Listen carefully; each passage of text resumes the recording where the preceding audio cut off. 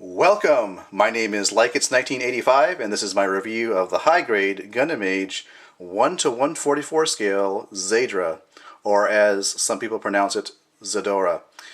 But I like this model kit, number one, because of the amount of color variation. You've got reds, oranges, yellows, and even a translucent green color. So really nice variation in color. And when you first put the kit together, you look at the A plate here, and you can see it has just a lot of color going on for one plate. So that is pretty neat. And just as a color comparison, I can show you the comparison with the advanced grade Zeydra, and you can see it's nowhere near as varied in color as the high grade. So there's a look at that, and sort of, I guess, a size comparison as well. So the other reason I like this particular kit, this particular mobile suit design, is because it's really a dynamic figure in terms of posability. There's a lot of range of posability, and as you can see, it looks pretty good on a stand, and it makes the figure look more dynamic that way. And I should mention that this stand is not part of the kit. I actually borrowed it from another kit. This actual kit does not include a stand, but having a stand is worth it for this type of model kit because it has lots of articulation, and of course you can get nice poses in the air. So it's worth investing in a action base or a stand of some kind, or just borrow one like I did. So, in terms of accessories for the Zeydra, he does come with this, I guess this is the beam rifle, and he has a special hand that can hold the beam rifle. So, I like the overall design of that beam rifle, even though it's just basically two pieces of plastic put together. The overall shape and design looks really cool. Kind of looks like something out of Halo or one of those space-based first-person shooters. So I like that design of the actual rifle. And you do get additional hands. You get this type of hand here, which I don't even really use at all. I just put it away for storage. I don't really care for that.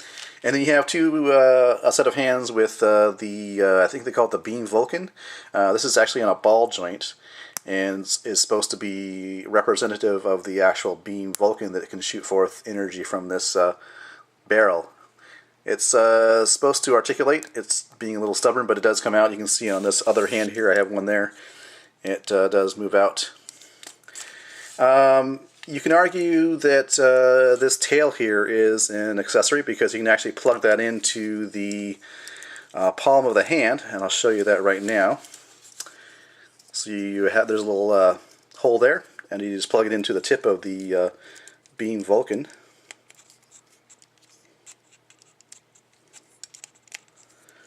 For that sort of effect. And you can see in the box here, they show the Zeydra here with the beam rifle and the sword weapon here, or the tail. So that is pretty cool. I'll go ahead and put that back onto the back here. That just pegs on there. And let me go ahead and replace the hand here so that we can look at the articulation in detail. So as far as articulation goes, as I mentioned, very highly articulated in terms of a high-grade model kit. The head, of course, is in a ball joint. I'm not going to touch the head primarily because these fins up here, they like to come off really, really easily, and they really need to be super glued in there. Unfortunately, I don't have any at the moment, so if they fall out, that's why they fall out, is because they're just really easy to fall out there. Let me start with the back here. These here, I don't know what they actually are called. I'll call them wings, but they're probably not wings. But they can, rotate around like that. You have articulation there. Of course, you saw the tail here. It has articulation. Rotate and a little bit of wiggle there. The shoulders, you got nice articulation there. There's actually a joint there between the actual shoulder and the torso, so you have articulation like that. Of course, you have the standard articulation here at the bicep. You have a bend at the elbow. Let me see if that goes up any farther. I don't think it does. Just about, yeah. It's clashing with that other piece of armor there. So that's about as far as you can get with the elbow articulation. But then you have the hand, of course, is on a ball joint. And as I mentioned before, you have the beam Vulcan here, which is also on a ball joint. And you do have the upper torso articulation, as you can see there. And you do have waist articulation as well.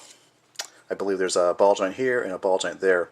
One plugging into the upper torso, one plugging into the waist. Now, the design of the skirts is really impressive.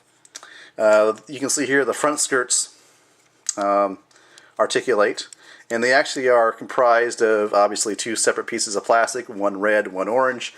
But I was impressed because Bandai could have very easily just made this red and, you know, made it a single piece of plastic, but it actually is, the orange is pegged into the red, and then the red is pegged into onto a ball joint. So you have articulation at the front skirts as such. Articulation as well at the rear skirts, and again, these are actually two pieces of plastic, even though they're the same color. Again, same situation. The smaller piece is pegged into the larger red piece, and the red piece is actually part of on a ball joint. As you can see there, actually, you can see exactly what it is there. So I kind of got it backwards. You can see the actual big red piece is pegged into the smaller red piece, and then the smaller red piece is actually on a ball joint, a polycap ball joint. So got that backwards there. Sorry about that. Articulation at the hips / legs. Well, the legs can go about that far. You can see the front skirt is all the way up, so that's about as far as you're going to get going there. Back as far about like that. Out to the side, you would think there'd be more articulation, but if I force it, it's going to come off the ball joint. And you can see it's kind of clashing against the pelvic area there. So not as much as I thought there at the actual hips. You do have a bend at the knee, which is actually a pretty nice bend. And I like how basically it looks as if the knee armor here is separated as in a master grade type of separation, but it's not really that. It's just pegged onto the knee. But it's nice to see that sort of effect in a high grade kit, even though it's not really moving on a separate piece of plastic as you would find in a master grade. But nonetheless, the effect overall is really nice. So you do have this red armor covering this this piece of plastic here, this joint. So pretty nice articulation at the knee. And as you can see, once it comes back up and straight, it actually all covers up that sort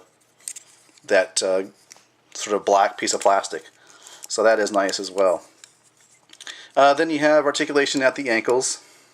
And basically, let me go ahead and take off the foot and show you how this works. There's a little, it's not really it's like a peg, I guess.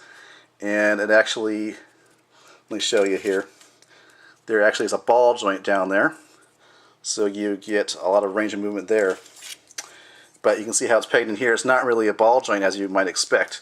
The ball joint actually is actually in the foot, but you do get, you know, the pivot there, you know, forwards, backwards, and the ankle armor itself as well does articulate. So nice bit of articulation. I guess I was a little surprised at how limited you are with the leg going out to the side, but I guess that's just the way it is, the way that the high grade was designed. Still, overall, it's a nice kit. I do like it, and as I've stated before, these Gundam Age kits are a bit, I wouldn't say they're the cheapest high grades, but they are kind of like in mid-range price, and I think that's nice to see. If they come out with a master grade of the Zeydra, I would consider getting it. I'm not entirely sure if I would, but I am pleased with the high grade here.